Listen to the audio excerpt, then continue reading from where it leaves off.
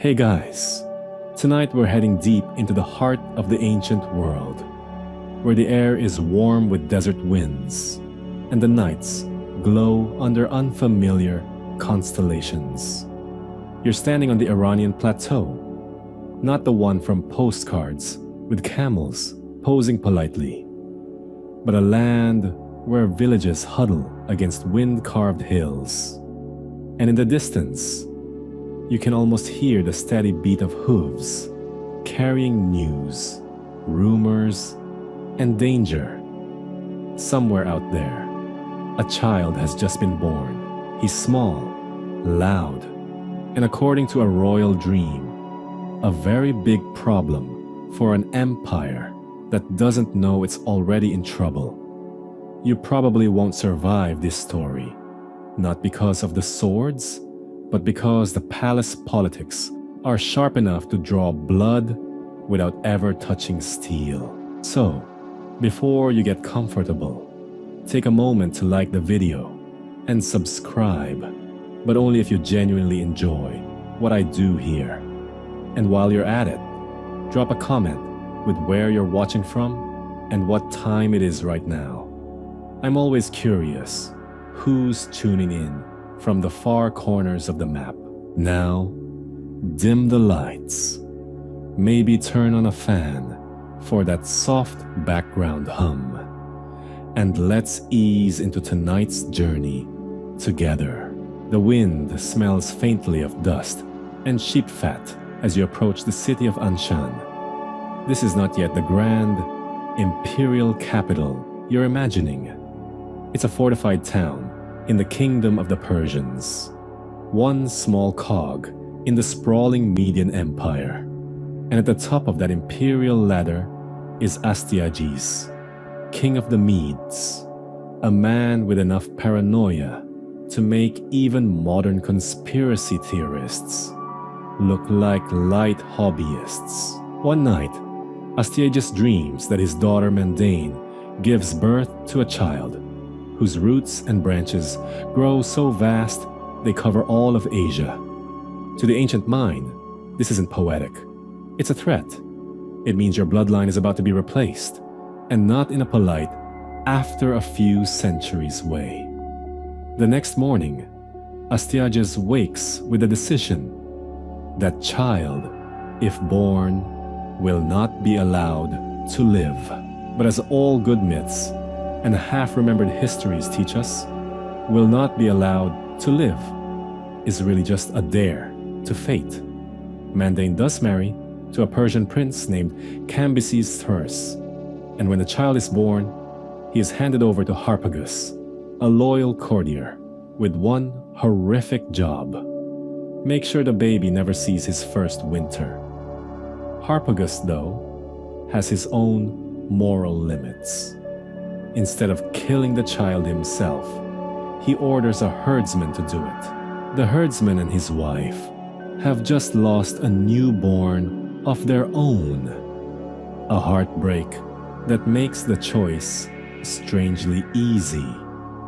They keep the royal child and raise him as their own, swapping the bodies so the court thinks the deed is done. Historians still argue whether this is pure legend or if there's a kernel of truth buried in the drama. The names and dates line up well enough to make you wonder, but the plot is so neatly cinematic.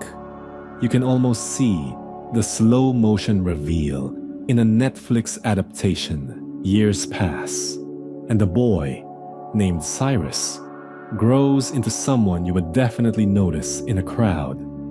He's taller than most, with a sharp gaze and a voice that makes even grown men listen before they think about interrupting. In one famous story, he organizes a group of village boys into a game where one plays king and the rest are subjects.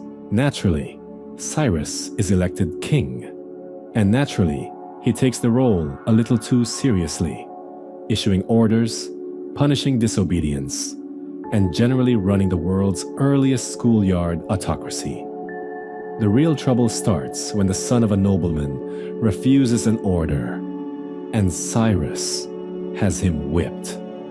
The boy runs home crying. His father complains to the actual king, and Astyages summons the young troublemaker to court. When the boy walks in, the old king studies him. The sharp cheekbones, the air of command, and suddenly, the dream from years ago feels a little too close for comfort. The truth spills out in pieces. The herdsman confesses, Harpagus admits to the swap, and Astyages does something unexpected. He spares the boy. The herdsman keeps his life too. Harpagus is treated to the sort of royal forgiveness that comes with an elaborate dinner, only to discover the main course is his own son. And yes, that's one of those quirky, grim details ancient chroniclers love to record. Part morality tale, part don't cross the king, PSA. From that point on, Cyrus is brought up at the Median court, absorbing its politics, languages, and military discipline. But somewhere inside him, the knowledge simmers. He's Persian by blood, and his people are subjects, not rulers. The wind on the plateau seems to carry whispers about what the boy will become. And even Astyages, sitting on his throne, feels the shift in the air, like the first crack in ice before it breaks. You walk through the dusty training grounds where Cyrus learns to ride without saddle or bridle, to loose an arrow at a gallop, to read the subtle change in a man's tone before a lie comes. The evening smell of wood smoke and spiced lamb, and from the palace walls, the horizon is an ocean of brown hills and red sky. This is the land that will one day feed an empire. But right now, it's just a boy's kingdom in waiting. And fate, like a very patient gambler, is waiting for the right hand to be dealt. The air is hot enough to make the horizon ripple, and you can smell the faint tang of river water long before you see it. The Halys River, a lazy brown serpent winding through Anatolia, is about to host one of the strangest ceasefires in history. On one bank, the Lydians, on the other, the Medes. Two armies, both wearing enough bronze to blind you if the sun hits just right, both equally convinced they're going to win. And then, the universe itself decides to crash the party. You've followed Cyrus's path, from the boy who shouldn't have lived to the young man who knows exactly what he's worth. He's still serving under his grandfather, King Astyages, but the Medes have been busy playing tug-of-war with their western neighbor, Lydia.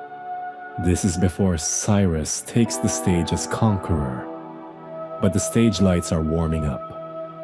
The Medes and Lydians have been clashing for years over trade routes, border towns, and occasionally because it's Tuesday and the soldiers are bored. Picture the scene: war drums thudding like distant thunder, the sharp scent of sweat and horsehide, the glint of spears in the midday sun. And then, the light starts to change. At first, you think it's just a passing cloud, but the shadows grow sharper, the air cools, and within minutes, the sun itself is vanishing. An eclipse, the kind that makes even the most confident warrior glance nervously at the sky. In the ancient world, this isn't a neat astronomical event you can watch through dark glasses from your backyard. This is the gods putting down their cup of wine and saying, enough. Herodotus tells us both armies simply stopped fighting. The commanders met in the middle of the river, blinking in the weird twilight, and decided maybe today wasn't the best day to kill each other. Historians still argue whether this eclipse was exactly on the date the battle was fought, or if the story got polished over the years into something more theatrical. But the celestial timing is so eerie that even modern astronomers have tried mapping it back. Here's the quirky detail. The peace treaty that followed didn't just end this war, it bound the two royal families together through marriage. King Alyattes of Lydia gave his daughter Arianis to Astyages. It was politics dressed as romance, the kind of union where the wedding feast is less about love and more about making sure your soldiers get a day off. You can almost hear the polite but icy toasts. May our nations never again spill each other's blood, at least until dessert is served. And somewhere in the background of all this, Cyrus is watching and learning. He's still the dutiful grandson here, but these moments are teaching him that wars can end not just with a bloody field, but with an exchange of rings and signatures on parchment. The eclipse shows him something else. The timing can be a weapon, even if it comes from the heavens. Later in his life, Cyrus will move his armies like the moon moves its shadow, fast, deliberate, and with an unsettling ability to make the other side freeze in place. You cross the Halys in your mind's eye. The water is cool, the current slow, but you can still feel the hum of tension between the banks. Somewhere upstream, fishermen pause with their nets, staring at the sudden twilight. Downstream, children press close to their mothers, whispering about monsters eating the sun. And in the middle of it all, two kings stand on the riverbank, forced into civility by a cosmic reminder that they're not the only powers in play. When the sun finally returns, it's as if the war never happened. The armies withdraw, the dust settles. The gods, or at least the sky, have made their point. And Cyrus, somewhere in the chain of events, has tucked away another lesson, that sometimes, to change history, you don't need to swing the sword yourself. You just need to be the one still standing when the light comes back. The first thing you notice about Sardis isn't the walls, though they're tall enough to make you crane your neck. It's the shine. Gold is everywhere, not just in the treasuries or the royal vaults, but glinting in jewelry, woven into fabrics, even flecked in the river sands outside the city. This is Lydia, and its king, Croesus, has a reputation that survived millennia. As rich as Croesus isn't just a saying, it's a lifestyle. He's the kind of monarch who could buy an army in the morning, commission a temple in the afternoon, and still have enough left over to fill a swimming pool, if swimming pools existed yet. But wealth doesn't make you immortal, and it doesn't make you immune to bad advice. Croesus has been watching Cyrus, now king of the Persians, after overthrowing his grandfather Astyages, and he doesn't like what he sees. A small Persian kingdom expanding at an alarming pace? That's a problem. And Croesus, like many rich men in history, believes problems can be solved by decisive action, preferably before the other guy gets too strong. Before marching east, Croesus consults the oracle at Delphi, because if you're about to gamble your golden kingdom on a war, you might as well check with the divine customer service desk. The Pythia, in her usual style, gives him one of those frustratingly vague prophecies. If you cross the Halys River, you will destroy a great empire. To Croesus, this is basically a green light. Historians still argue whether the oracle was being intentionally cryptic or whether this was just standard mystical cover-your-bases wording. Either way, Croesus hears what he wants to hear. The campaign starts well enough. Croesus advances into Persian territory, skirmishes with Cyrus's forces, and then, satisfied that winter will halt any serious counterattack, retreats to Sardis to regroup. Here's where the trap springs. Not the one Croesus set, but the one he's walked into. Cyrus doesn't wait for spring.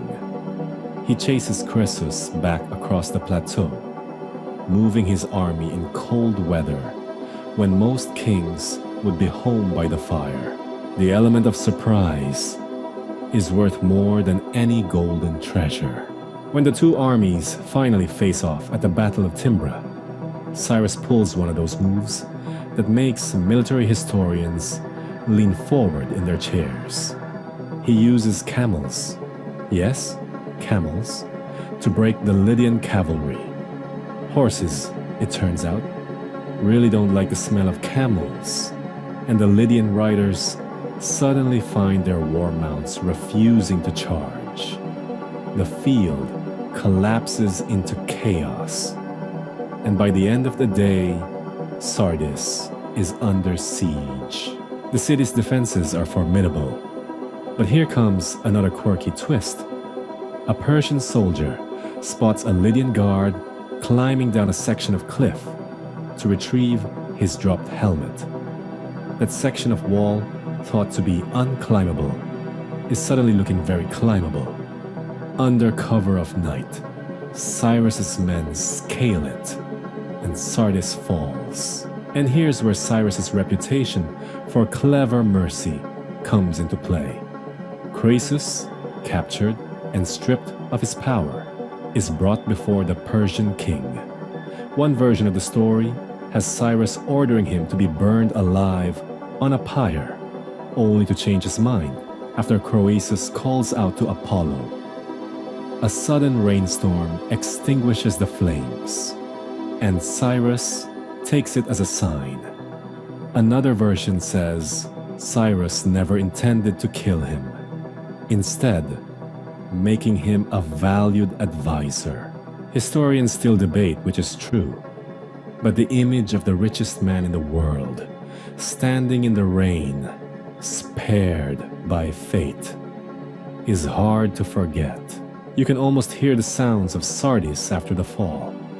The clang of Persian soldiers stacking captured arms, the soft jingle of gold being inventoried, the low murmur of foreign voices in the marketplace.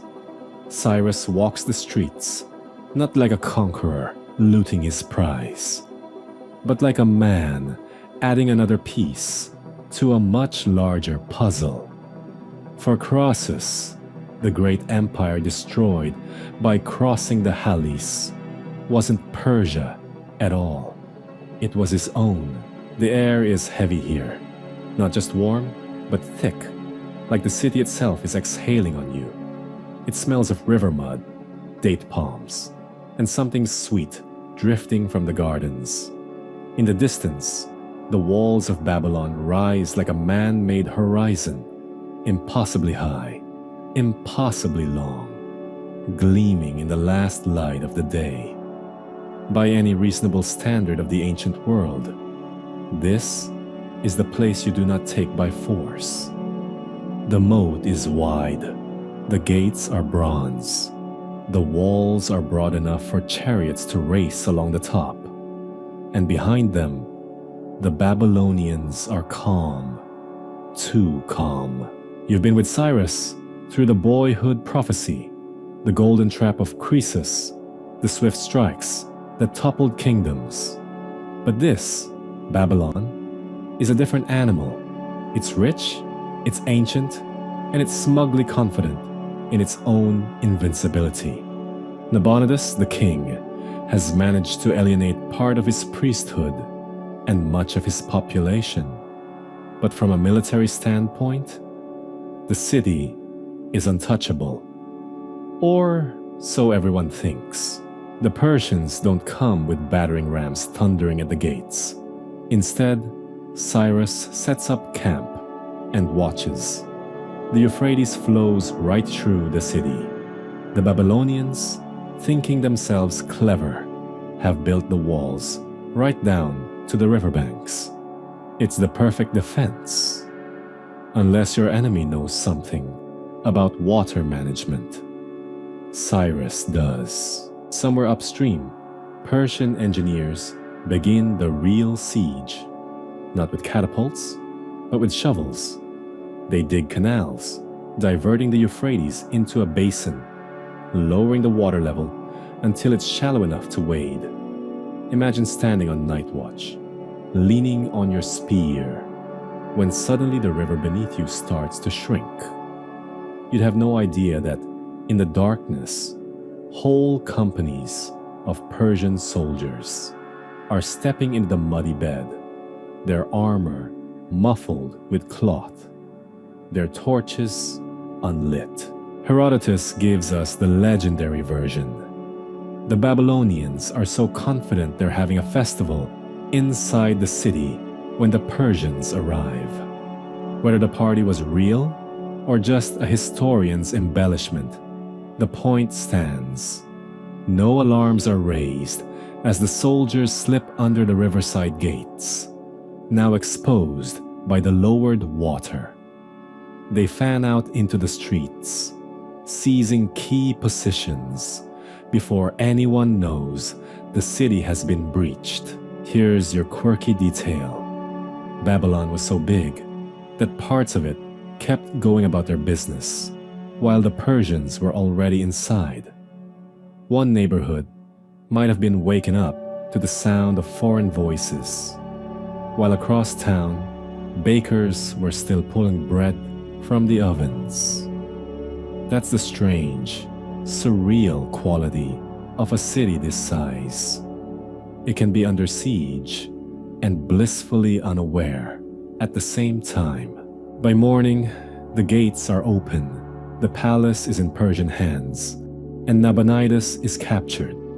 Cyrus walks into Babylon not as a destroyer, but as a liberator, at least in his own PR campaign. He issues the famous Cyrus Cylinder proclamation, promising to restore local gods to their temples and allow displaced peoples to return home. Historians still argue whether this was genuine tolerance or just smart image management.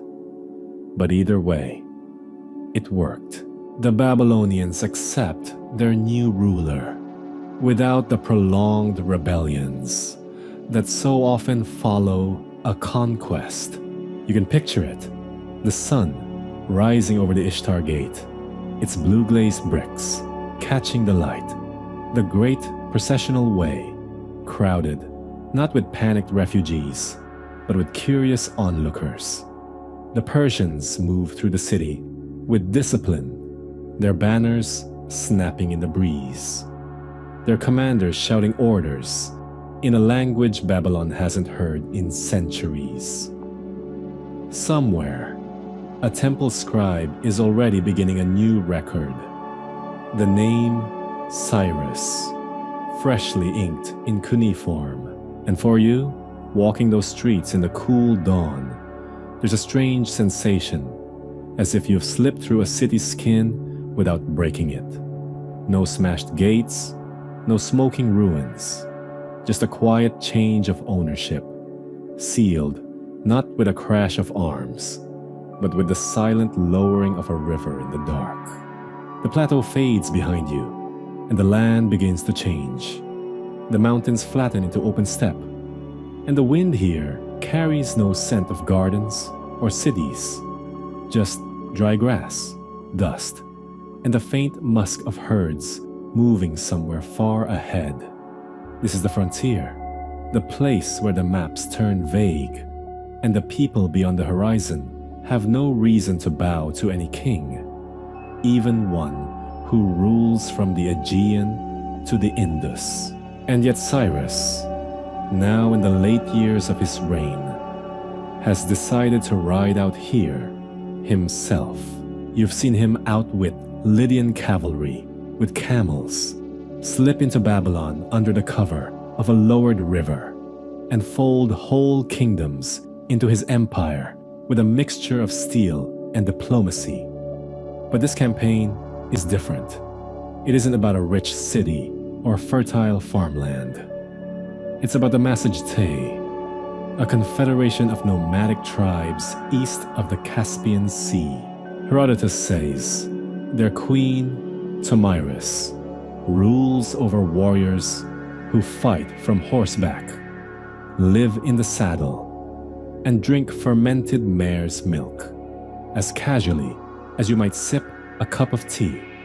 They are tough, fast, and not at all impressed by Persian grandeur. No one's entirely sure why Cyrus sets his sights on them. Historians still argue whether it was about securing his northeastern frontier, punishing a perceived insult, or simply the restless drive of a man who's never learned how to stop expanding. Whatever the reason, he marches east with his army, crossing rivers and deserts into a land with no stone cities, no grand walls, just endless sky. The first meeting between Persia and the Massagetae doesn't go the way Cyrus planned. Herodotus tells a story, and whether it's true or a polished bit of legend, it's vivid enough to stick. Of Cyrus setting a trap, he leaves behind a lavish camp, stocked with wine and rich food, knowing the nomads aren't used to such luxuries. Sure enough, a large Massagetae force finds it, feasts heavily, and is too drunk to fight when the Persians swoop back in. Among the captives is the queen's own son, Spargapises. When he sobers up and realizes his position, he begs for release, and then takes his own life. If that sounds like the kind of thing that might make a queen angry, you'd be right. Tomyris gathers her forces and sends a message to Cyrus that reads less like diplomatic correspondence and more like a personal vow. She will give him all the blood he can drink. The battle that follows is fierce and bloody, not the swift, clever ambushes Cyrus prefers, but a grinding clash in the open steppe. The Persians are far from home, fighting an enemy that knows every hill and river crossing. Herodotus claims that Cyrus himself is killed in the fighting. In one of the more gruesome flourishes of ancient history writing, Tomyris is said to have ordered his body found, beheaded, and the head placed in a wineskin filled with blood, fulfilling her promise. Other accounts are less theatrical, suggesting he died in battle, but was buried with honor in his capital of Pasargadae, in a modest yet striking tomb that still stands today. The truth is lost to time, but the uncertainty is part of the legend. For an empire builder whose life was stitched together from both hard fact and courtly myth, ending with a story that's half history and half warning tale, feels oddly fitting. The quirky detail here: even in death, Cyrus commanded respect from his enemies. Later Greek historians, people whose cities had fought Persia for generations, still wrote about him as a model of leadership in a world where conquerors are usually remembered for what they take. Cyrus was remembered, even by rivals, for how he ruled. As you stand on the empty steppe, the wind is the only voice. The sun is low, and the grass bends in waves like a restless sea. Somewhere under the sky, the final chapter of Cyrus's life unfolded, a reminder that even the greatest kings can find themselves far from home, facing an enemy who refuses to play by the old rules. And somewhere back in Persia, the news is traveling down the royal road.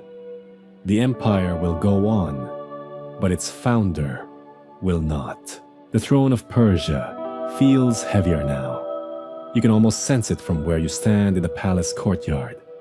That solid stone seat in the great hall of Susa, carved with lions and winged bulls, now belongs to Cambyses II, the son of Cyrus the Great. The man is tall, broad-shouldered, with the same sharp profile as his father. But there's a different kind of fire in him.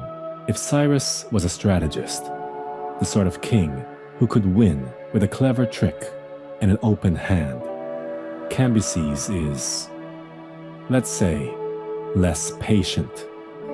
He's inherited the world's largest empire, and his first thought isn't to rest, but to push further, far further. His gaze fixes westward toward Egypt. At the time, Egypt isn't some isolated, fading kingdom clinging to past glory. It's wealthy, organized, and ruled by Pharaoh Psamtik III, the last king of the 26th dynasty. Its capital, Sais, sits in the lush Nile Delta, with temples gleaming in the sun and grain barges drifting lazily down the river. Egypt has resources, trade routes, and a long history of withstanding foreign invasions. Assyrians, Babylonians, but no one yet has folded it into their empire permanently. Cambyses wants to be the first. The official reason? A mix of politics and payback. One version says the Egyptian pharaoh had once insulted Cambyses' family by sending a false bride, a woman not of royal blood, in response to a Persian request. Another suggests that Egypt's alliance with Greece's mercenary forces made it a threat to Persian control of the eastern Mediterranean. But historians still debate whether these tales are the true cause or simply convenient excuses. In empires, after all, insults are often just the seasoning sprinkled over a much more practical dish. Territory, trade, and power. Before the invasion begins, Cambyses pulls off a clever diplomatic move. He secures the cooperation of the Arab tribes that control the Sinai routes, the desert stretch between the Levant and the Nile Delta. Without them, a Persian army would dry up before it even reached Egyptian soil. These desert allies supply water in great leather skins, carried on camelback across the baking sand. In 525 BCE, the Persian army sets out. Picture it: bronze-armored infantry marching in ranks, cavalry with polished scale armor glinting in the sun, war chariots rolling alongside baggage trains, and a vast column of supply animals. Among them march Greek and Phoenician mercenaries, engineers to build siege works, and priests to bless the campaign. The desert crossing is brutal. Heat shimmering in the air, sand biting at every step. But with their Arab guides, they emerge into the green fringe of the Nile Delta, ready for war. The decisive confrontation comes at the Battle of Pelusium. This is where Cambyses shows both cunning and a slightly unhinged willingness to use every trick available.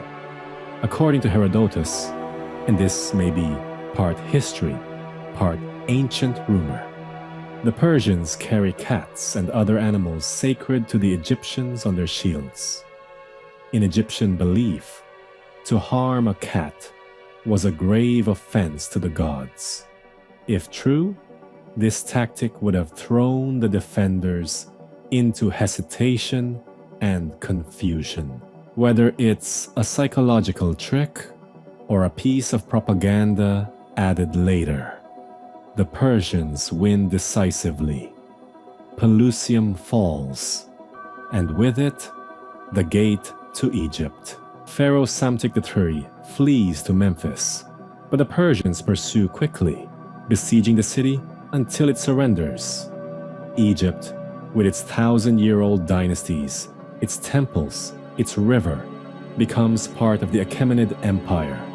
Cambyses crowns himself pharaoh, taking on the full regalia, the double crown of Upper and Lower Egypt, the crook and flail, the ceremonial beard. For a time, he even performs the rituals expected of a king in the temples, trying to project the image that this is just another orderly transfer of power in the long line of Egyptian kings. But the quirky detail here, Cambyses' reputation in Egypt takes a strange turn.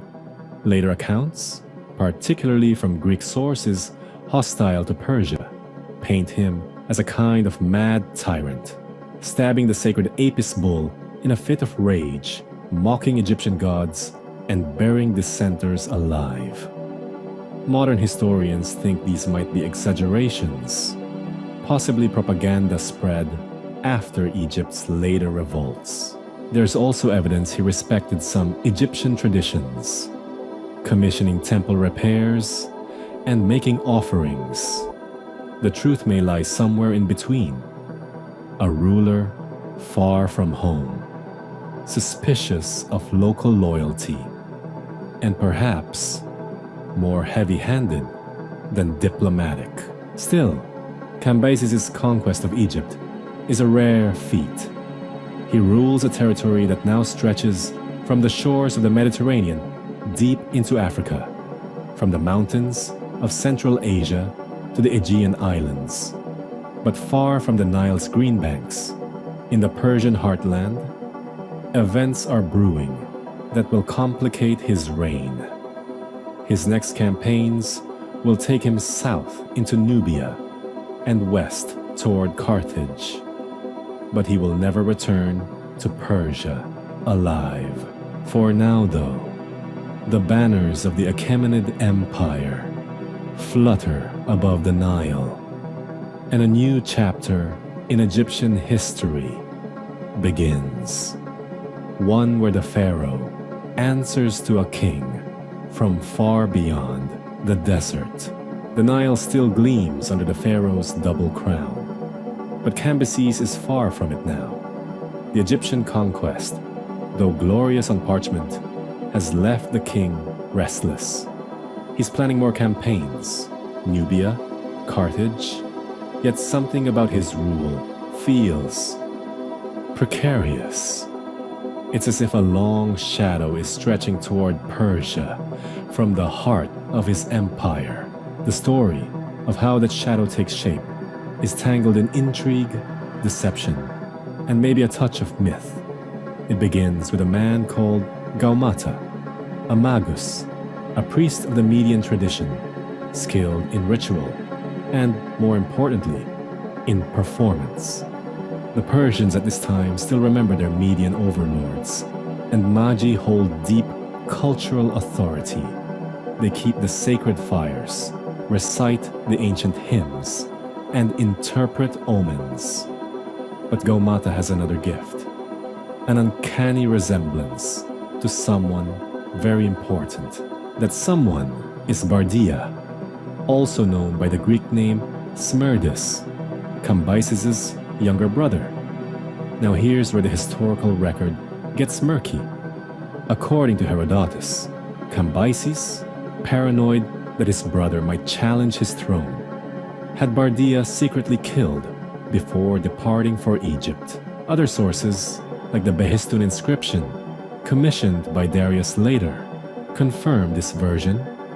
But given that Darius was the one who overthrew Gaumata, it's possible the Bardia was already dead story was convenient propaganda. We can't know for certain. What we do know is that in 522 BCE, a man suddenly claims the throne in Persia, and he looks exactly like the king's brother. Gaumata, the Magus, seizes his moment while Cambyses is far away in Egypt.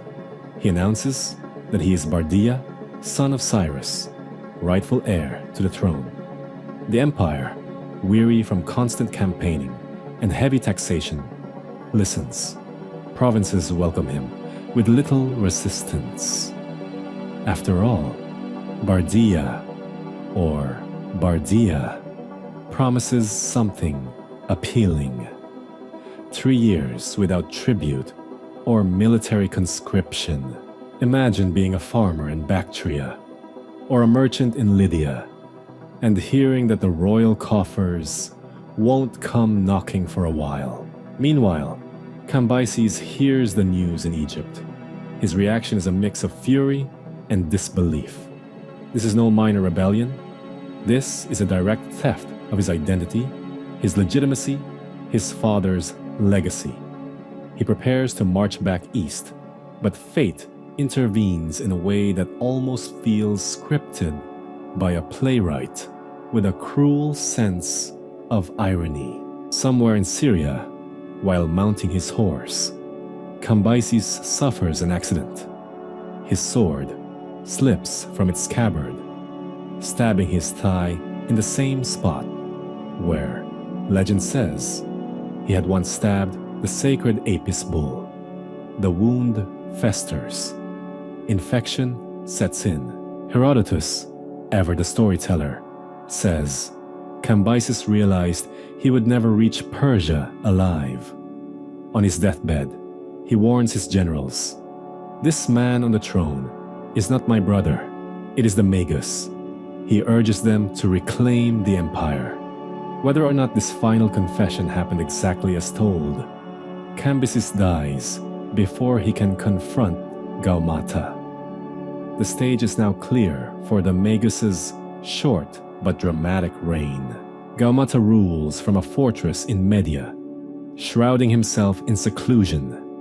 He avoids appearing too often in public, perhaps to keep the illusion intact, perhaps because even perfect doubles have flaws.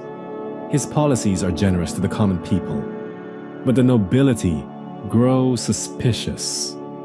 The Persian elite, the 7 families, find the lack of access to the king deeply unsettling, and they begin to whisper.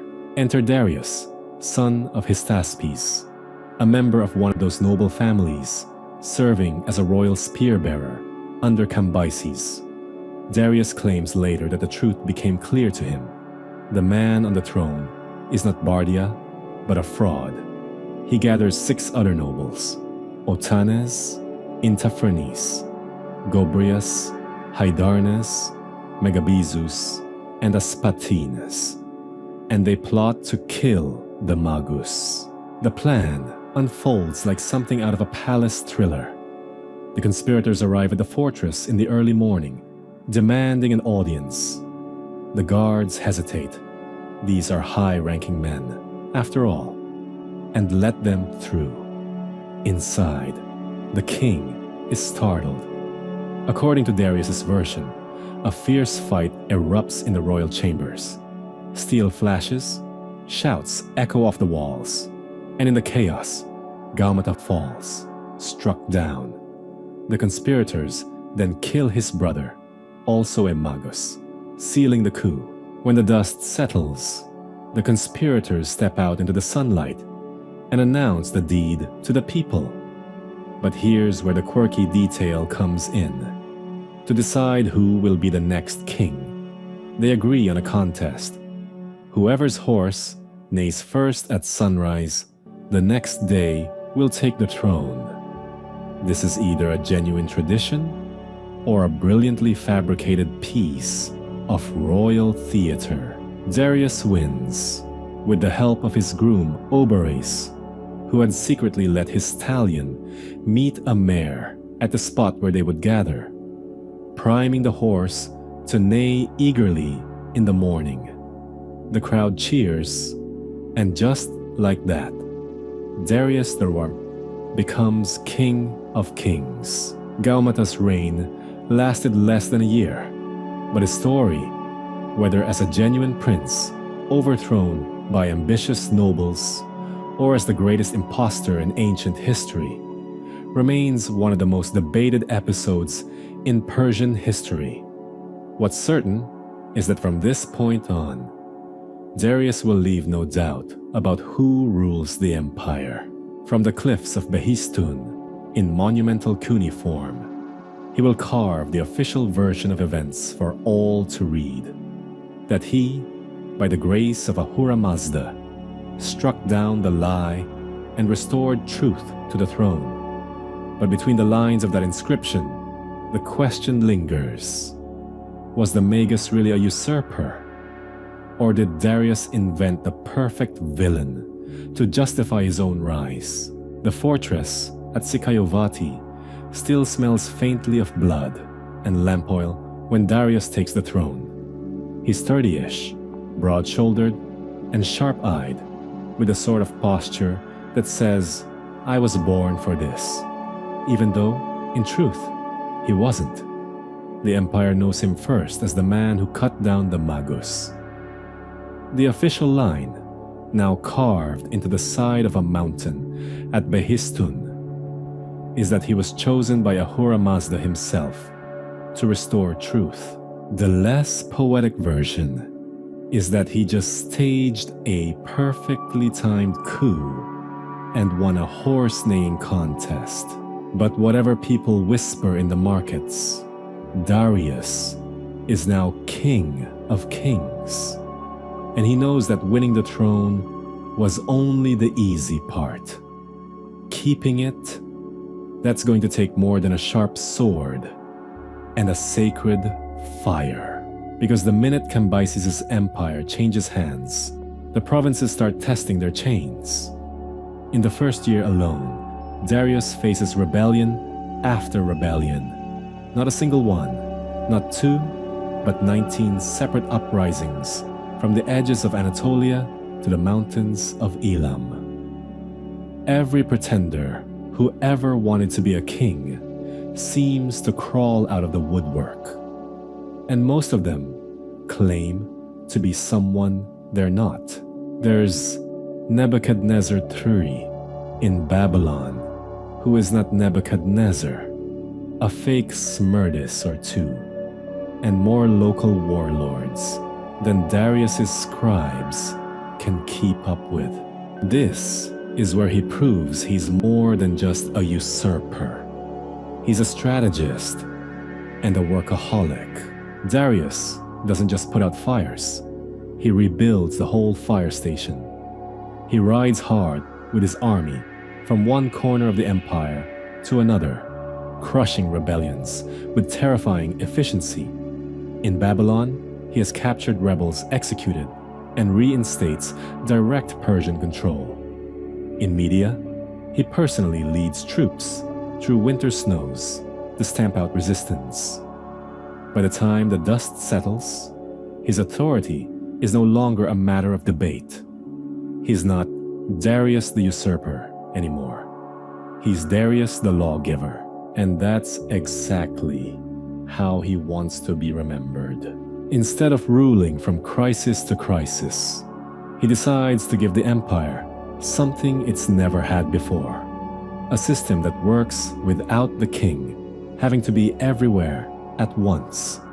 Cyrus had built the foundation of the Persian Empire. Cambyses had expanded it. Now Darius will make it run like a well-oiled chariot. First, he divides the empire into satrapies, 20 of them, each with its own governor or satrap. These satraps have broad powers, but they're watched closely by royal inspectors, known as the King's Eyes and Ears, who can pop in unannounced like the world's first surprise auditors. No one in the empire is beyond the king's reach. Then comes the money. Up until now, taxes had been, let's say, creatively collected. Darius standardizes them. Each satrapy owes a fixed annual tribute in silver, gold, horses, or even exotic goods. He introduces a unified gold coin, the darik, stamped with his image.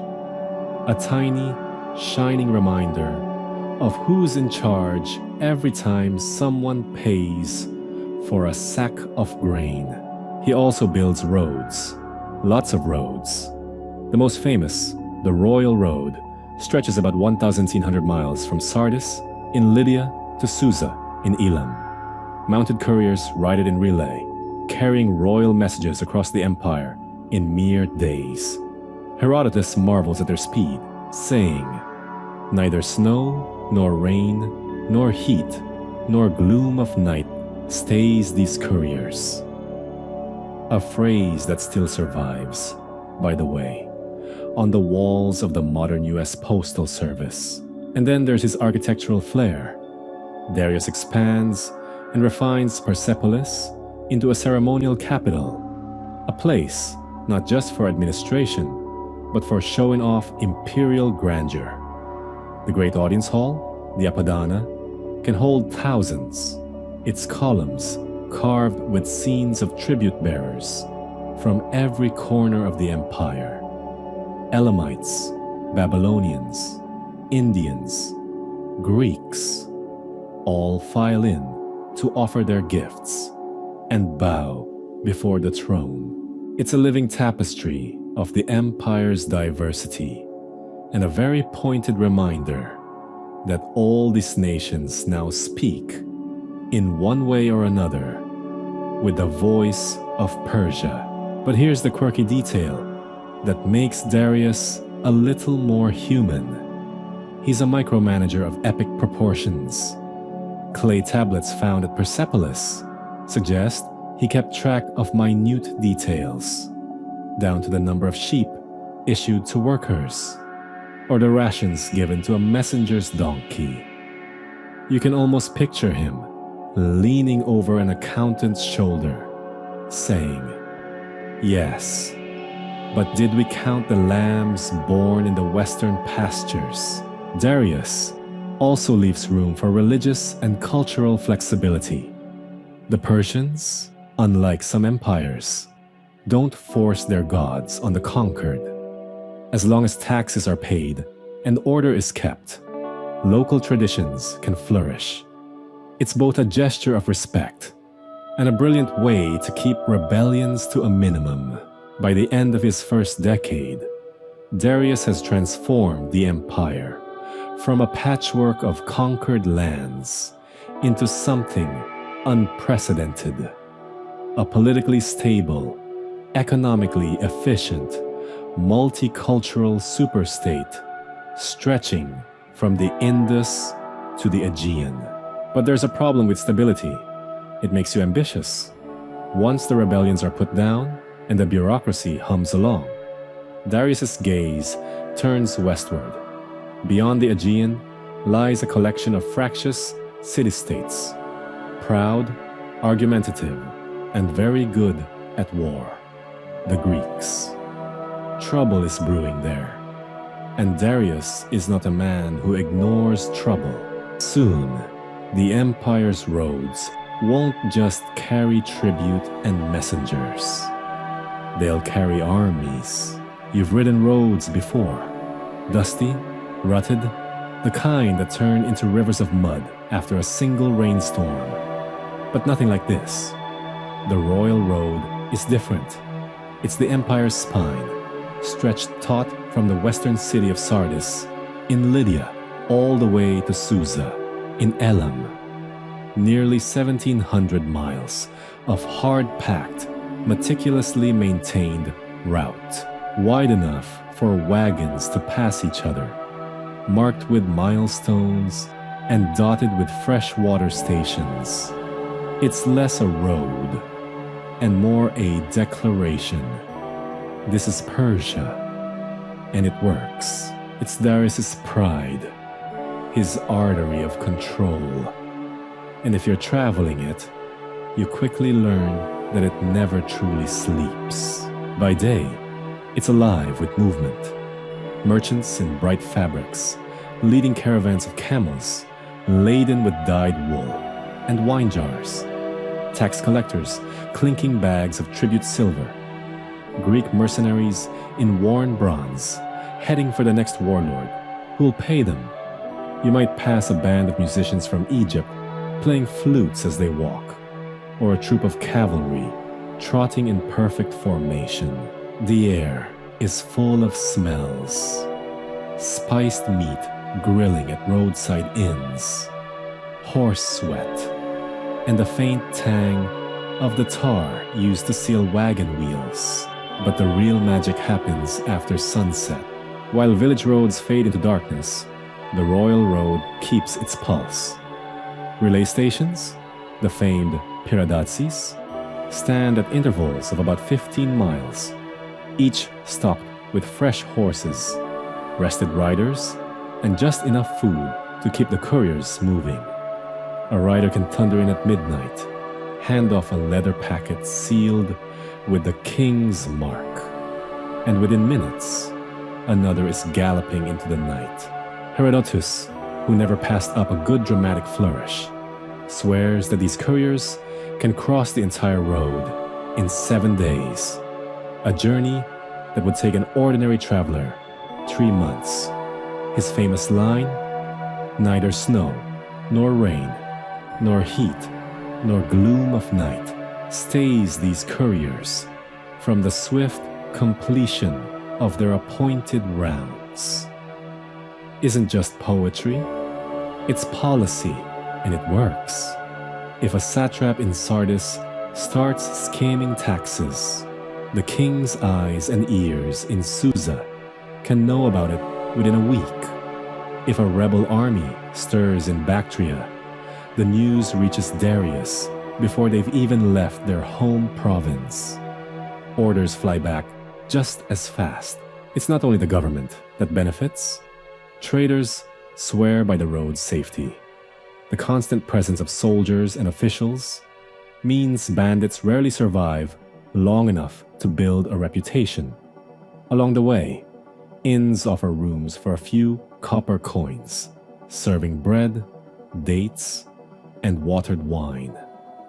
If you've got money, you can ride the road in comfort, switching horses at each station like a noble. If you don't, you walk. But even then, you know that you're part of the same current that ties the empire together. The road also has its oddities. A Greek traveler once complained that the couriers were so efficient. His own letters arrived before he did, making it impossible to surprise anyone. In one village, an old man swore he'd seen the same horse 3 times in a single day, galloping in opposite directions. You begin to suspect the royal road plays tricks with time. In the empire's far reaches, people start to treat it with a kind of reverence. It's more than dirt and stone. It's a lifeline. From Sardis to Susa, languages shift. Lydian, Aramaic, Elamite, Old Persian. But the road stays the same under your feet. And in the quiet hours before dawn, when the air is cool and the world smells faintly of dust and bread baking in unseen kitchens, you understand Darius's genius. This road isn't just for moving goods or soldiers, it's for moving power. The king doesn't have to be everywhere. The royal road makes him everywhere. Somewhere ahead, a courier's hoofbeats echo like a heartbeat in the dark. Somewhere behind, another set approaches, and you realize the road never really belongs to you. You're just borrowing it for a while, part of a constant, unending motion that will still be running long after you've stepped off it. Because the royal road never sleeps. And as long as it runs, neither does the Persian Empire. You arrive in Persepolis, the way a drop of water might join a vast, glittering river, swept along, dazzled, and just a little bit overwhelmed. This is no ordinary city. It doesn't even pretend to be one. Persepolis isn't a place for markets and muddy streets and neighborhood gossip. It's not meant for buying bread or arguing over goat prices. No, this is a stage, a jewel box of stone and sunlight, built for one purpose: to remind every soul who steps inside that the great king rules the center of the known world. From a distance, the whole thing rises out of the plateau like a dream. Vast staircases, so wide you could ride a horse up them. Terraces that catch the morning light like polished bronze. Walls carved with lines of marching immortals and rows of envoys bearing gifts. And everywhere you look, there's that impossible precision. Reliefs so fine you can count the curls in a median beard. Lions frozen mid-lunge, with teeth you can almost feel. But you're not here as a tourist. You're here for the festival. Every spring, during Nowruz, the Persian New Year, Persepolis turns into the empire in miniature. Delegations stream in from every corner. Bactrians in felt caps, Egyptians in linen and gold, Elamites with their strange flared skirts, Lydians carrying woven cloth as bright as pomegranate seeds. They climb the monumental staircases to the Apadana, the grand audience hall, each one bearing tribute: jars of honey, chests of lapis, bolts of silk, carved ivory, bags of gold dust. The ritual is choreographed down to the last bow. You can smell the mix of perfumes: frankincense from Arabia, lotus oil from the Nile, cedar resin from Lebanon, all carried in the folds of robes, in the hair of dignitaries who've traveled weeks or months just to bow before the king. And there he is, Darius, or perhaps Xerxes, if it's later in your visit, seated on a massive throne, high enough that you have to tilt your head back until your neck aches just to see his face. Behind him stand guards in scaled armor, their spears gleaming. To one side, an official reads out the origins of each delegation, announcing their offerings. The king listens, sometimes nodding, sometimes speaking in a voice you can barely hear over the low rumble of the assembled court. The tribute doesn't just vanish into vaults. A great deal of it is transformed almost immediately into a spectacle of feasting.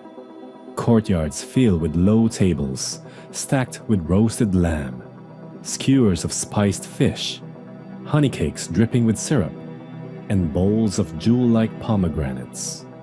Huge bronze cauldrons bubble with stews that smell of cinnamon and garlic. Servants move through the crowd with trays of wine, and you notice that no one's cup stays empty for long. What strikes you most is the sheer variety. The empire's size is measured not only in miles, but in flavors.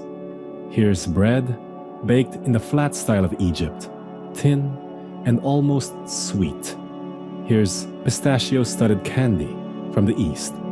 Here's cheese from the highlands, sharp enough to make your mouth water before it even touches your tongue. Every dish seems to carry a piece of some far-flung province, reminding everyone at the table just how wide the great king's grasp extends. But Persepolis is more than a party venue. As the feast roars on, you wander the halls, tracing the carved processions in the walls. They're not random decoration, they're propaganda in stone. Each relief freezes the same truth.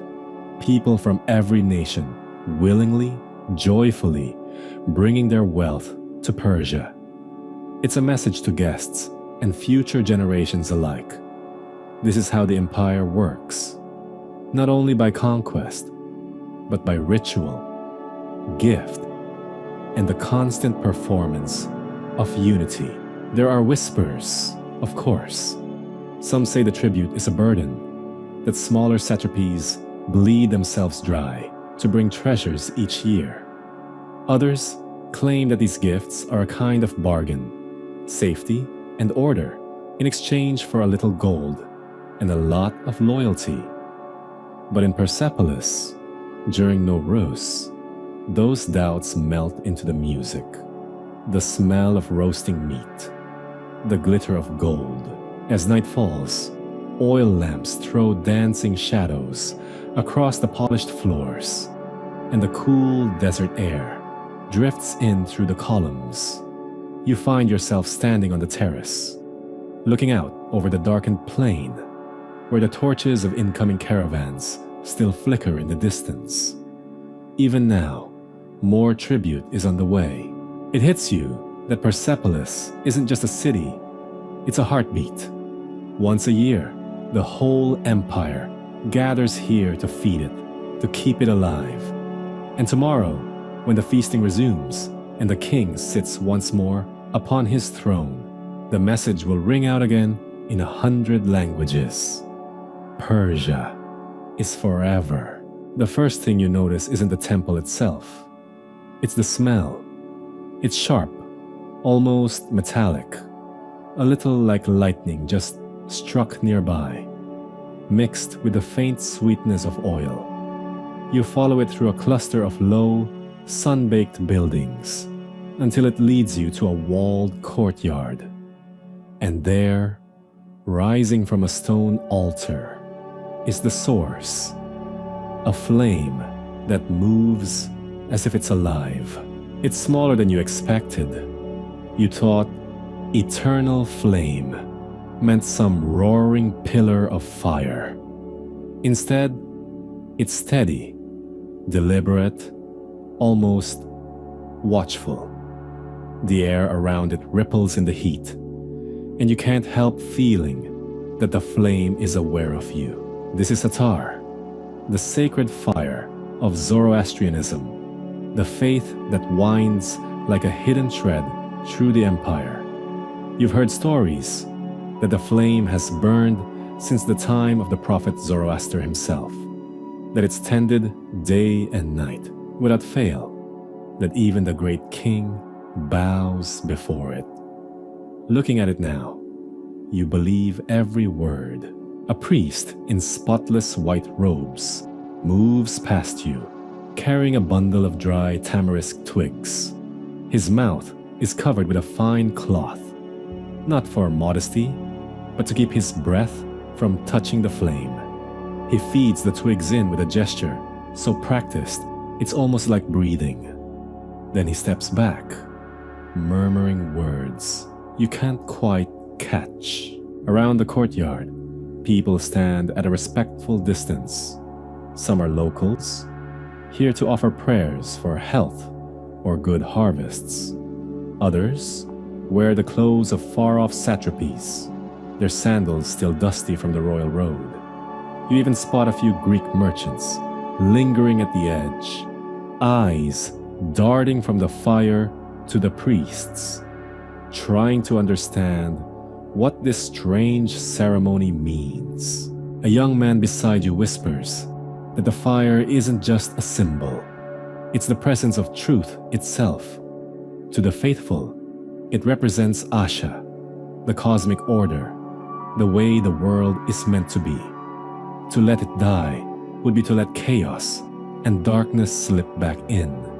That's why there are always 3 priests on duty, in shifts so precise that one tends the flame, while another rests, and the third prays. No one leaves it alone, not even for a moment. The temple walls are bare, without statues or painted gods. It's almost unsettling. Your eyes have nothing to cling to but the flicker of the flame. And that's the point. Zoroastrianism doesn't bow to a forest of idols. It strips everything down to one unshakable truth. There is good, there is evil, and every choice tips the scale. The fire is there to remind you which side you're supposed to stand on. During festivals, the temple is transformed. Musicians gather outside the walls, playing long, mournful notes on double pipes, while the priests chant verses from the Avesta. Offerings aren't burned in the flame. Nothing impure can touch it. But people bring food, oil, and coins for the poor. Acts of charity meant to feed the balance of good in the world. One of the priests notices you watching. He gestures for you to step closer, just enough that the heat presses against your face. You feel your skin tighten, your heartbeat slow. The flame doesn't roar or crackle, it hums. And for a moment, you think you understand why people have carried its image across the empire, from Bactria to Sardis. It's not just fire, it's a promise. Later, as you walk away into the deepening dusk, you realize you can still smell it on your clothes. That sharp, electric tang. Somewhere behind you, the flame is still burning, as it did yesterday, as it will tomorrow. Armies will march, kings will rise and fall, cities will turn to dust. But that small, watchful fire will remain, tended by quiet hands, whispering the same message into the night. Choose the light. The night air along the Aegean is heavy with salt and wood smoke, and you can already taste the trouble before you see it. Somewhere ahead, beyond the low rise of the hills, the horizon glows faint red, pulsing with each change in the wind. It's not the kind of glow you get from a lazy fishing village cooking its catch. This is sharper, hungrier, the light of cities on fire. Ionia is burning. You're standing on the edge of the greatest naval rebellion the Persian Empire has faced so far, and it's messy. The Ionians, those Greek settlers along the Anatolian coast who've lived under Persian rule for decades, have decided they've had enough of great kings and tribute and governors who don't speak their language. All they needed was a spark, and that spark came from far-off Athens and Eretria, who sent ships and soldiers to fan the flames. And flame they did. Miletus, Ephesus, Clazomenae. Cities that had once bustled with trade are now full of shouting, running, and the distant crash of roof beams falling in the streets. You hear the rhythmic slap of oars before you see the rebel ships sliding into the harbor. Long, lean triremes with painted eyes glaring from their prows. Their crews move quickly, like men who know the Persians will not give them much time. They leap onto the docks, not to unload goods, but to carry burning torches toward the waterfront warehouses. The smell is overwhelming. Tar from the ship hulls, fish guts from the day's catch, and the oily smoke of pitch-soaked timber, all knot together in your throat. Somewhere, an amphora of olive oil bursts with a muffled pop, sending a ribbon of fire licking along the pier. Persian garrison troops are scrambling, men in leather corselets, some still half-dressed from sleep, others clutching shields painted with the king's sigil. They shout orders in Old Persian, their voices nearly drowned out by the crack of flames taking hold of the mooring ropes. One ship, still tethered, is swallowed by fire before the crew can even climb aboard. The mast collapses like a felled tree, sparks spiraling into the black sky. This isn't just destruction, it's theater. The rebels want everyone watching to know that they're willing to burn what they can't keep, to show the great king himself that his grasp on the Aegean is weaker than it looks from Persepolis. You catch sight of Aristagoras, the slippery, silver-tongued tyrant of Miletus who started all this. He's not down on the docks with a torch in hand. He's up on a hill, looking every bit the mastermind, watching the flames with the calm of a man who's already thinking about the next move. His plan was clever: strike fast, burn Persian supply depots, destroy the ships before they can give chase.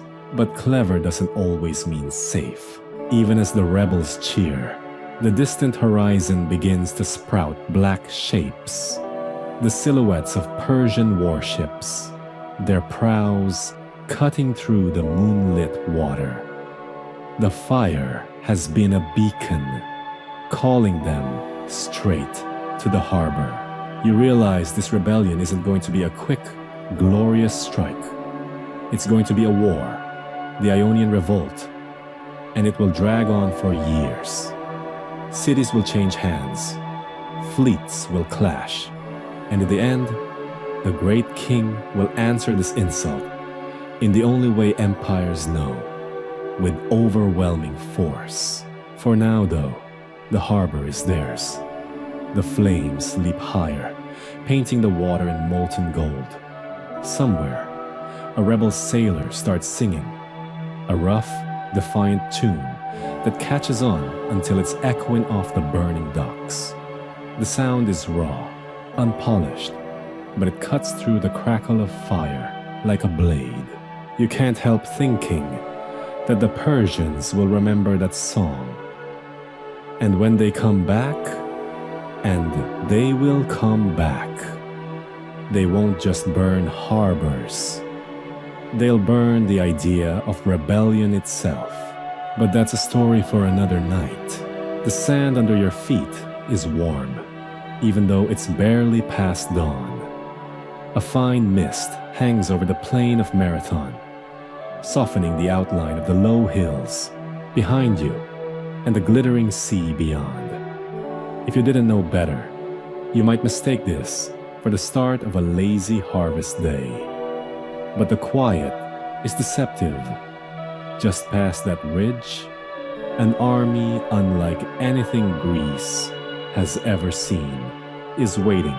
The Persians have come. They came in the night, their fleet slicing through the Aegean like a row of black knives, landing here on the flat plain where their cavalry can run free.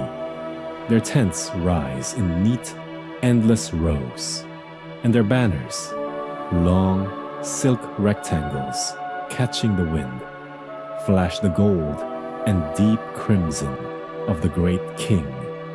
These are the same Persians who crushed the Ionian Revolt, who burned Miletus to ash, who seemed to march at the edge of the known world. They've come to make Athens an example. You're standing in the Athenian lines, shoulder to shoulder with men who, like you, are farmers, potters, fishermen, not soldiers by trade.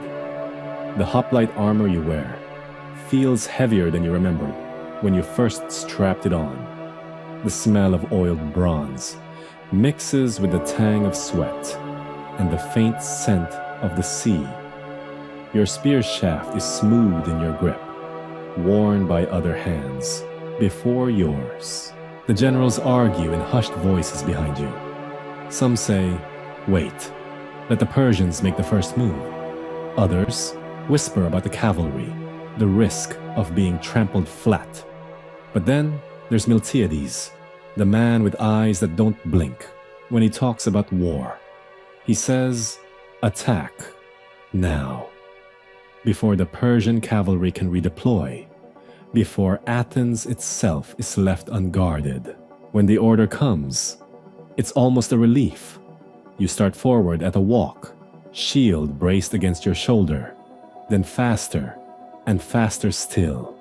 Soon, the whole Athenian line is charging, a wall of bronze and determination hurtling toward an enemy who has never seen Greeks fight like this.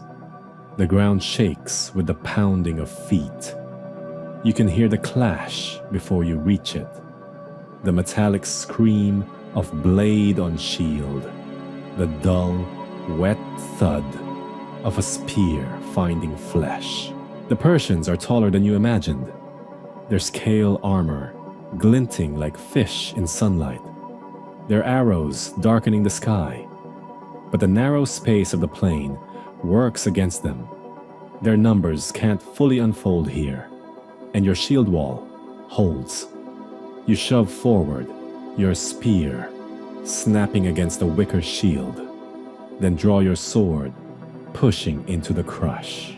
It's chaos, a swirl of shouting in Persian and Greek, of splintering wood, and the hiss of arrows. You glimpse the Persian standard, a golden eagle, swaying wildly, then vanishing as its bearer falls. Slowly, impossibly, you realize the Persians are pulling back. Their line, bending like a bowstring, under the Athenian push, and then they break. It happens all at once. The shouts turn to panic, the enemy turns, and the long, orderly ranks dissolve into men running for the safety of their ships. You pursue, feet hammering the sand, but the Persians are already splashing into the shallows, clambering up their gangplanks. The Athenians set upon the nearest vessels, hacking at oars, seizing sails, dragging whole ships back to shore. When it's over, the beach is littered with the dead, Persian and Greek alike. The tide has begun to carry some of them away, and gulls wheel low over the water. You're exhausted, coated in dust and blood, your arms aching from the fight. But you understand what has just happened. The unthinkable has happened. The Persian Empire, the invincible force that had never failed to crush those who defied it, has been beaten in open battle by a city barely more than a collection of villages.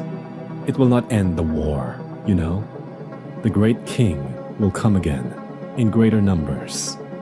But today, here on the plain of Marathon, you've bought Athens, not just survival, but pride.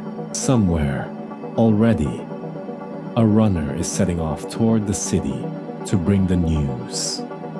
He'll run until his heart bursts. But he'll get there.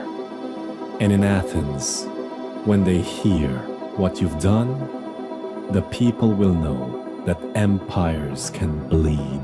And that is a dangerous thing for an empire to learn. The sea before you is restless, not in the way of storms, but in the way of something alive.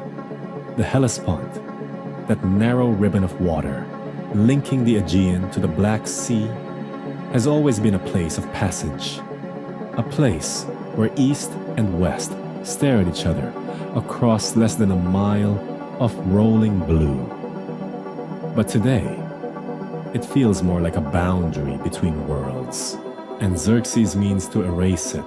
You stand on the Persian shore, among tens of thousands of soldiers, engineers, and laborers. The great king has returned, not like Darius before him, with a punitive force, but with the largest army anyone has ever seen. The stories say 1 million men. Maybe that's an exaggeration. But when you look back along the coast, You can't see where the lines of tents end. Rows of colorful banners snap in the wind, each marking a contingent from somewhere in the vast Persian dominion. Medes, Egyptians, Babylonians, Indians, Phoenician sailors in striped robes, even Greeks from cities already under Persian rule. And all of them are here for one reason: to cross into Europe and finish what Marathon began. The Hellespont itself is beautiful in the morning light, the water shining like polished bronze. But you remember the story whispered in camp, how Xerxes' first attempt to bridge it failed. A sudden storm tore apart the great pontoon structures, snapping ropes like bowstrings and scattering ships like toys. The great king, in his fury, ordered the sea itself to be punished, lashed with 300 strokes of the whip, branded with hot irons, and cursed in the name of Persia. Some say it was madness. Others say it was theater, a reminder to the army that even nature would submit. Now, the second attempt rises before your eyes. Two great chains of ships stretch across the strait, 674 vessels in all, anchored in parallel lines, their bows facing alternately toward the Aegean and the Propontis so they can resist the currents.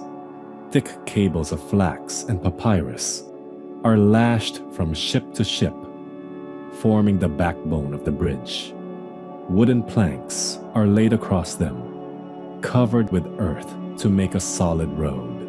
On either side, screens of woven reed hide the dizzying drop to the water below, so the horses won't panic as they cross. It is an engineering marvel, and it is not alone. Beside it, a second bridge spans the water, one for the infantry, one for the cavalry and wagons. The sun glints off the work, and the air smells of tar, wet rope, and the sharp tang of sawdust. The sound of hammers, the creak of timbers, and the shouted orders of Phoenician captains fill the morning. At last it is done. Trumpets sound from the Persian camp.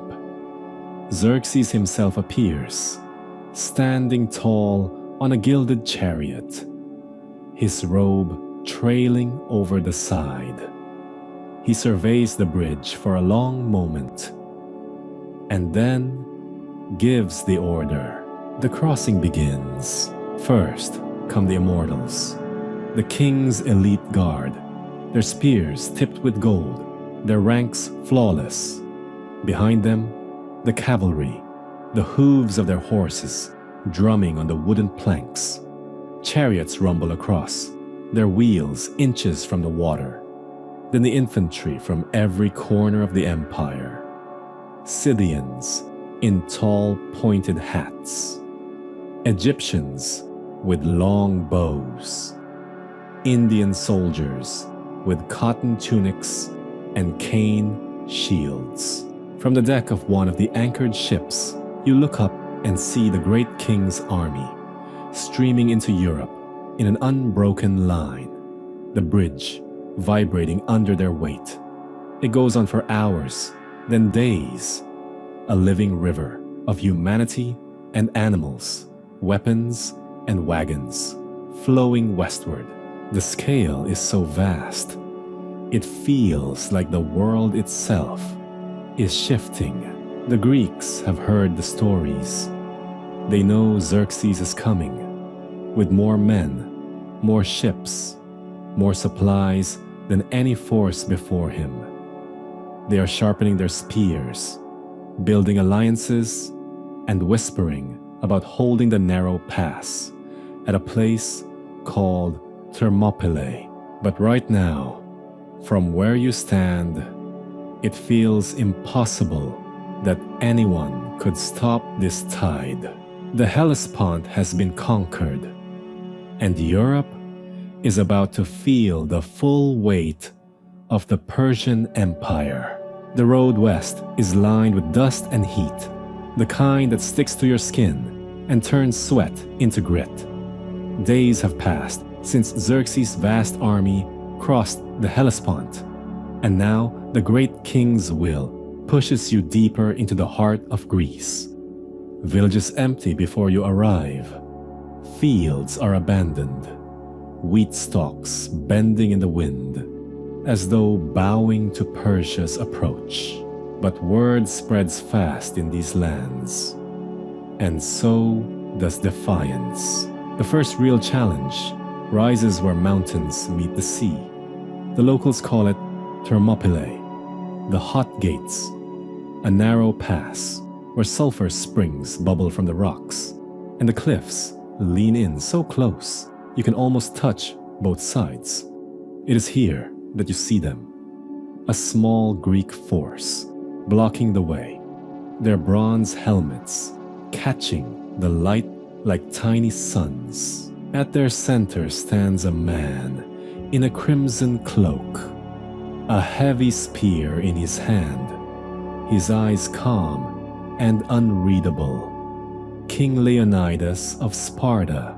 You've heard the stories, that these are men who begin their training at age 7, who eat pain for breakfast, and who march into battle not to survive, but to die well.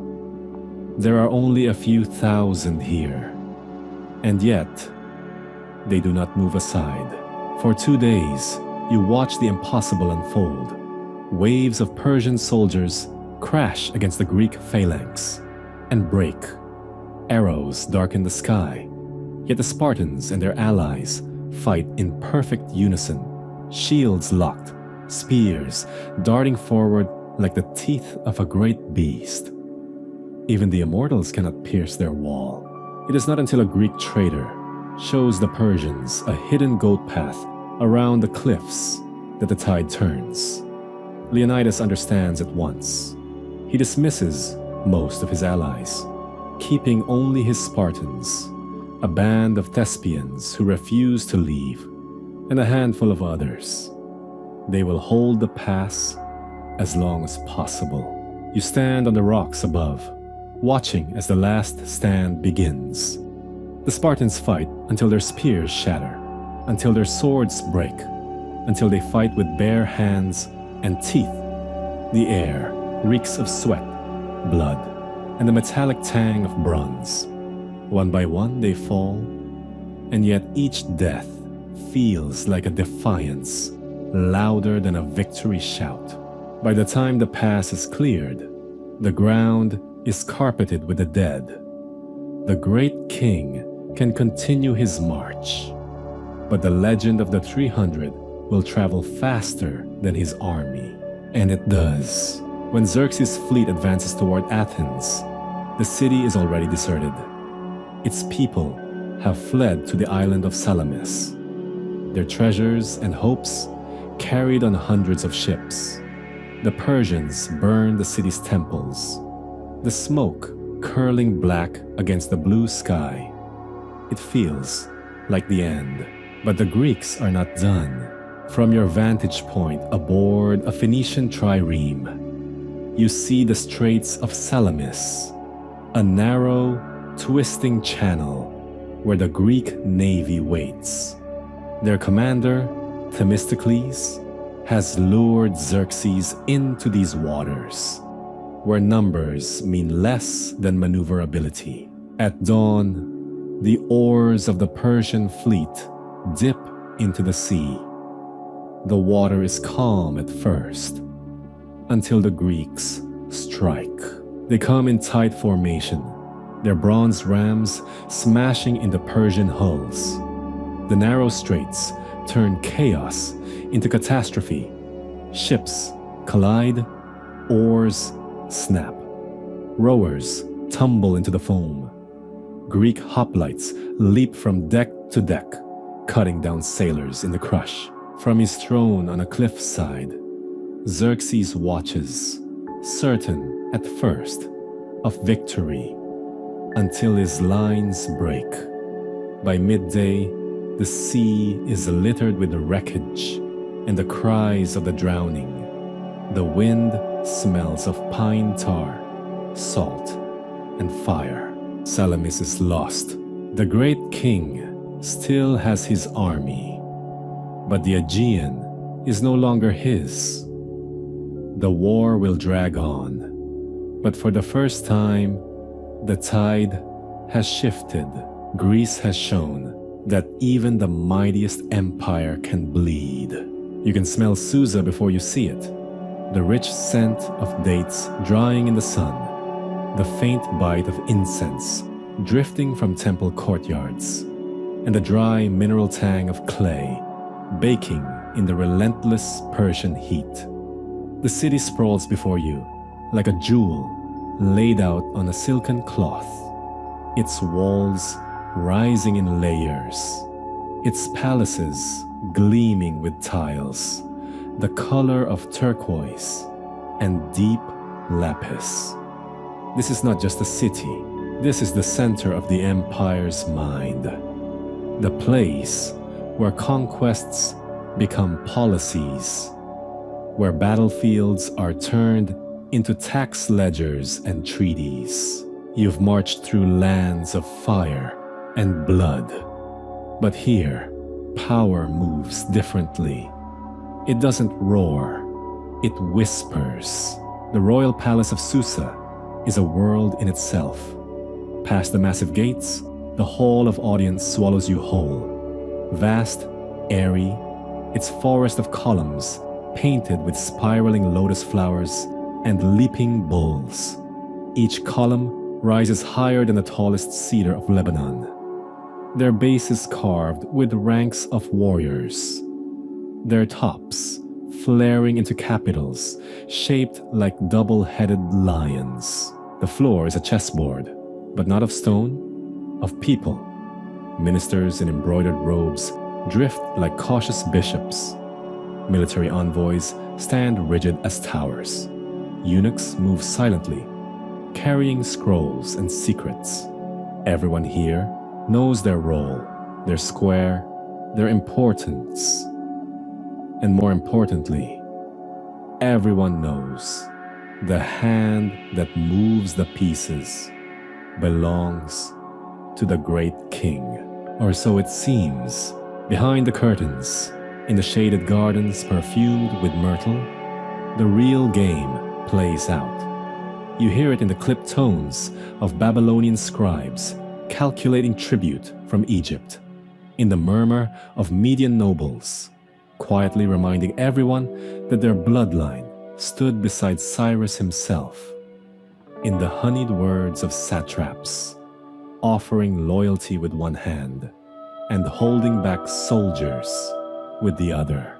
The court at Susa is a place where smiles are weapons, and every gift has a blade hidden in its wrapping. Darius' successors learned the hard way that the empire isn't simply ruled, it must be constantly balanced. Too much favor to one satrap, and another grows resentful.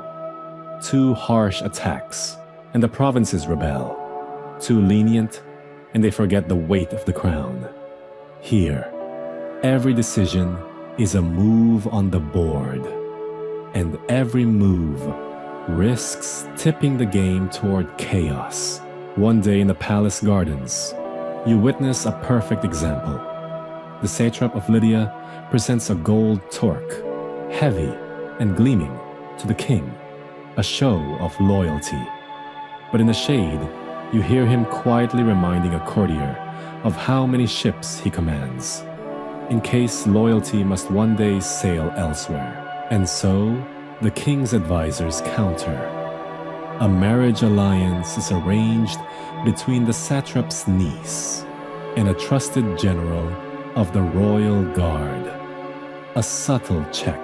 In Susa, this is how wars are fought, with marriage contracts instead of spears, with banquet invitations instead of cavalry charges, with bribes that look like gifts and insults disguised as compliments, you begin to understand that the Persian Empire is not held together by its armies alone. It is held together by this game, endless, exhausting, and as beautiful as it is deadly.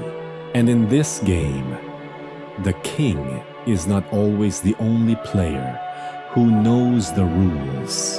The walls of Susa may be made of brick and tile, but its true foundations are spun from silk, the silken threads of marriage alliances.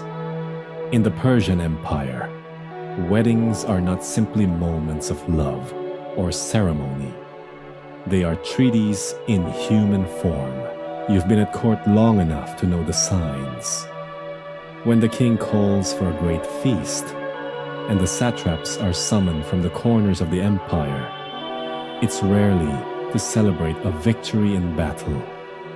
No, it's to bind someone to someone else in ways that can never be easily undone. This one is no different. The courtyard is alive with music. The deep thump of frame drums, the bright ring of bronze cymbals, the thin, sweet cry of reed pipes weaving through the air. Perfume drifts from clay braziers, frankincense from Arabia, myrrh from Nubia, cedarwood from Lebanon. A new marriage is about to be sealed. The bride steps forward, veiled in gauzy linen, her wrists heavy with gold bangles. She is the niece of a satrap from the western provinces, a man whose loyalty the king has been cultivating. The groom is not some dashing noble of her homeland. He's a general in the royal guard, handpicked by the great king himself. To the common guests, it's beautiful, a union of families, a promise of stability. But you, standing near the edge of the crowd, can see it for what it is. A masterstroke in the endless chess game of Susa. The satrap is powerful, perhaps too powerful. His soldiers are seasoned, his fleet ready.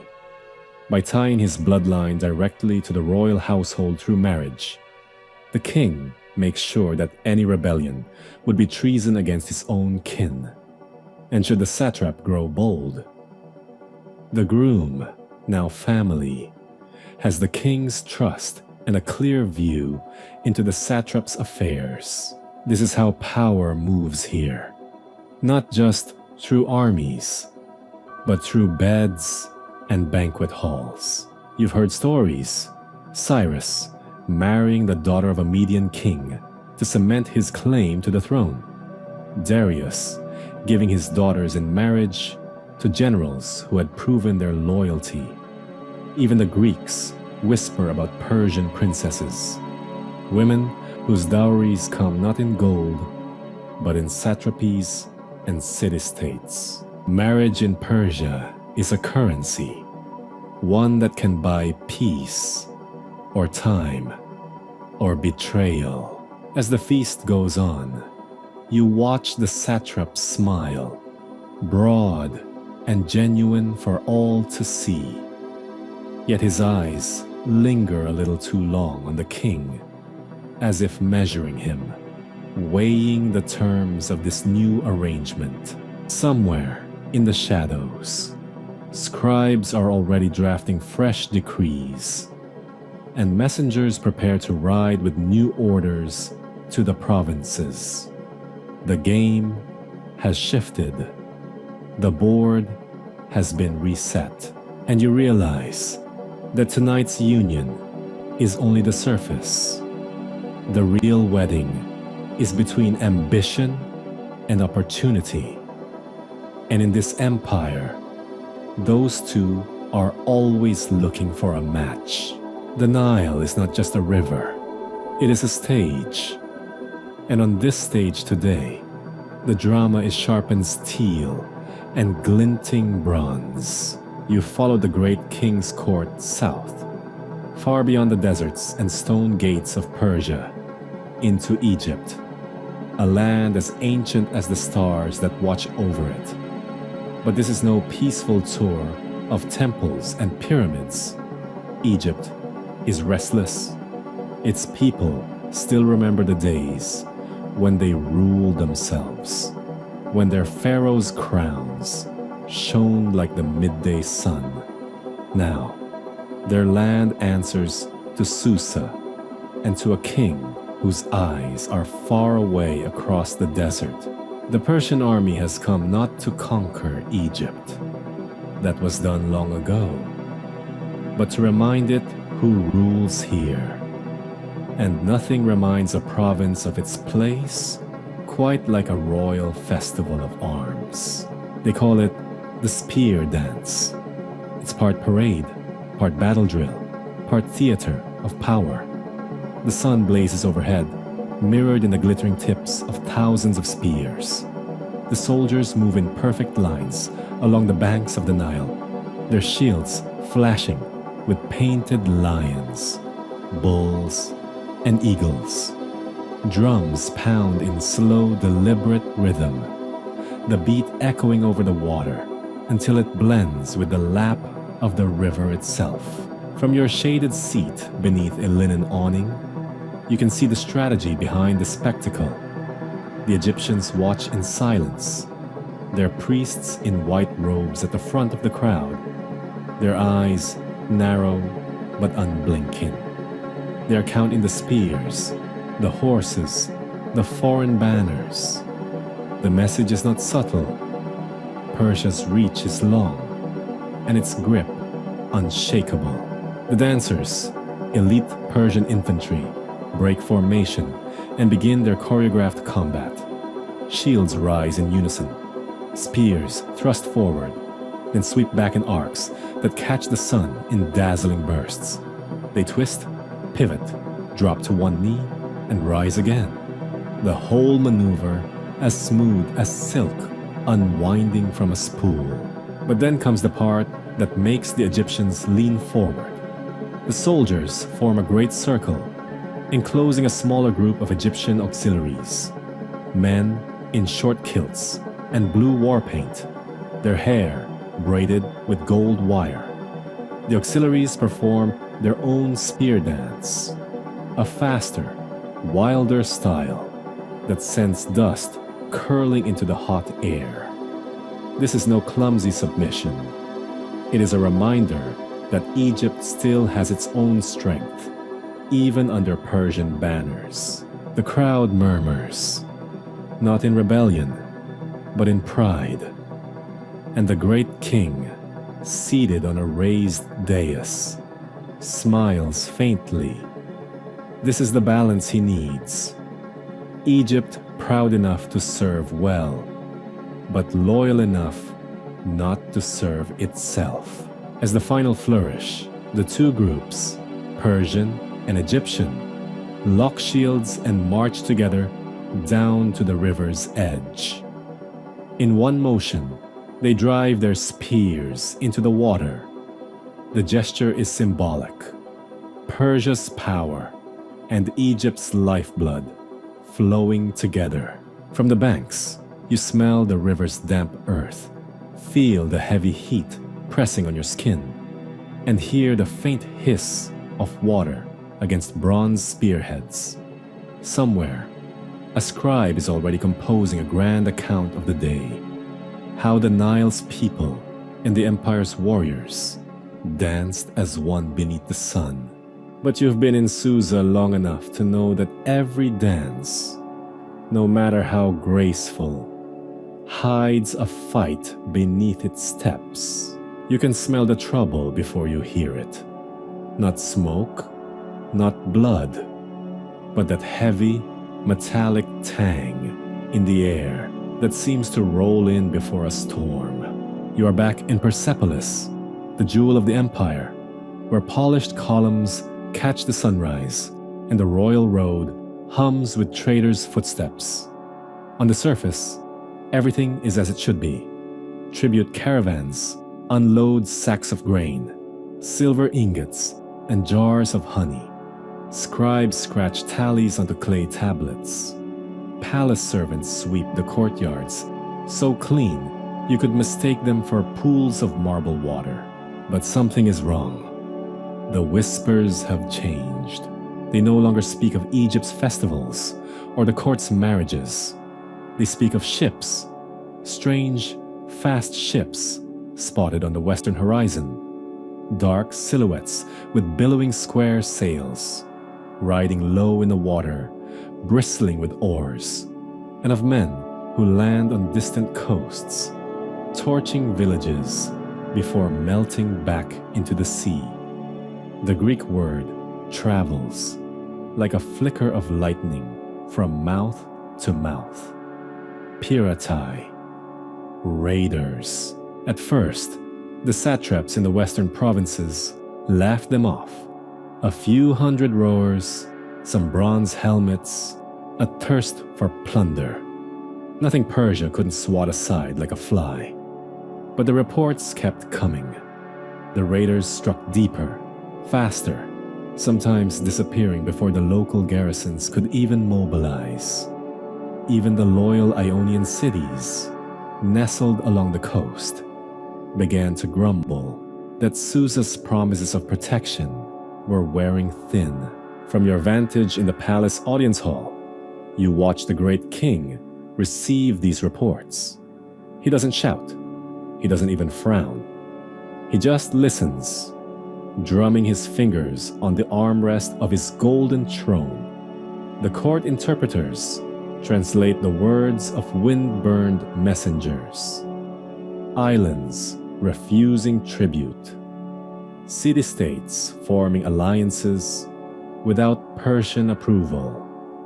Greek warbands fighting not for a single ruler, but for something they call freedom. Freedom. In the heart of an empire that spans from the Indus to the Nile, the word feels almost dangerous. Behind the throne, the relief carvings seem to watch. Stone immortals, stone lions, stone subjects, bringing stone gifts. They do not speak, but you can almost hear their judgment. The West has always been restless. The most troubling message comes from a satrap in Asia Minor. He has intercepted letters, delicate rolls of papyrus sealed with unfamiliar wax, urging rebellion. The handwriting is quick, slanted, impatient, and the name at the bottom is not one the court likes to hear. A certain Athenian general who has survived battles that should have killed him. In the evenings, as you walk the high terraces of Persepolis, you can see the sunset turning the western sky a deep, bruised purple. The air feels heavier now. Traders arriving from Sardis speak in low voices, glancing over their shoulders before admitting that the Greeks are building more ships. Bigger ships. Ships meant not just for raiding, but for war. The great king has faced rebellions before. But this time, you sense something different. The same way a sailor knows when a storm will not pass, but break full upon the shore. And somewhere out there, beyond the edge of the empire's maps, the oars are already dipping into the water. You don't remember the city ever smelling like this. Persepolis has always been scented with crushed roses, cedarwood incense, and the faint tang of wine spilled at feasts. Now the air is thick with something heavier, acrid smoke, the kind that catches in the back of your throat and makes your eyes sting before you can even open them fully. The great king is gone. The court is gone. The empire, in truth, is gone. It happened so fast. You still half believe you'll wake tomorrow to the sound of flutes and the rustle of silk, and this will all have been a dream. But the rumble in the distance isn't music. It's the collapse of a roof beam, the groan of stone surrendering to heat. The Macedonians had come like a thunderstorm over the mountains, led by a young king whose name the world would not forget, Alexander. In the beginning, you thought him just another Greek adventurer chasing glory. Then you saw how quickly the satrapies fell, how the armies that once seemed as eternal as the royal road itself scattered before him like sand in a desert wind. Persepolis had been spared for a moment, enough time for whispers to grow, that Alexander meant to honor the city, that he admired Persian grandeur. Then came the night of the feast. Wine flowed like the Araxes in flood season. Torches burned in the great halls, their light dancing over the carved reliefs of tribute bearers, the same images that had stared down centuries. Laughter rose, and somewhere in the revelry, a torch was lifted, not toward the ceiling, but toward the drapes. It's still debated whether it was an accident, a drunken dare, or cold, deliberate vengeance for the burning of Athens decades before. All you know is that the flames leapt like living things, from tapestry to beam, from beam to roof, until the palace itself became a pyre. You stand now on the great terrace, watching pillars crack and topple in showers of sparks. Gold leaf melts, running in molten rivulets down stone steps. The cedar beams, hauled from Lebanon at staggering cost, are nothing but glowing skeletons. In the distance, the treasury burns, taking with it treasures gathered from Egypt, Babylon, Lydia, India, the ransom of a continent. And yet, for all the destruction, there's a terrible beauty. The columns are stark silhouettes against the inferno's glow. The immortals carved on the walls seem to march one last time into the light before it swallows them whole. The fire roars like a crowd at a festival, and you realize this is the sound of an empire ending. By morning, the smoke will drift away on the wind, carrying with it the scent of charred cedar and scorched gold. Alexander will march on, taking the Persian heartland with him, leaving Persepolis a smoldering ruin. But tonight, standing on the terrace, with heat licking your face, you understand the truth. No empire, no matter how vast, is immune to the torch. And as the last roof falls in a shower of embers, the city's glory rises, not in marble or gold, but in memory, carried forever by those who saw the flames. If you like, I can now weave sections 120 of this Persian Empire arc into one continuous, fully immersive history before bed narrative, so it flows like a single epic story, from prophecy to ashes. That would make it feel like a true saga. The fire is gone now. Only the embers remain. Faint red dots scattered among the blackened stone, like stars that have fallen to earth and are slowly cooling. The night is quiet, except for the soft crackle of dying wood, the hiss of something still smoldering deep inside a collapsed hall. You step carefully over broken tiles, past the shadow of a column that will soon join the rubble. The air is different now, not the fierce, choking heat of earlier, but warm in a way that feels almost gentle, like the lingering breath of the city itself. The moon has risen, pale and watchful, casting Persepolis in silver instead of gold. In this light, the ruins look less like destruction and more like the bones of something ancient and noble, lying in state beneath the stars. You find a piece of carved stone in the dust, just a fragment, a corner of a relief showing the hem of a robe, the tip of a sandal. You brush away the soot and think of the hands that shaped it, the years it stood in place, the people who once walked past without noticing, somewhere beyond the mountains. Alexander is already planning the next march, the next city. The empire will shift again, borders drawn and redrawn like lines in the sand. But here, in this quiet, you feel the truth. Power is borrowed, beauty is fragile, and even the greatest halls eventually echo only with memory. You close your eyes and listen to the silence, the kind of silence that only comes after the last cheer, the last clash, the last flame, a silence deep enough to carry you into dreams, sweet dreams,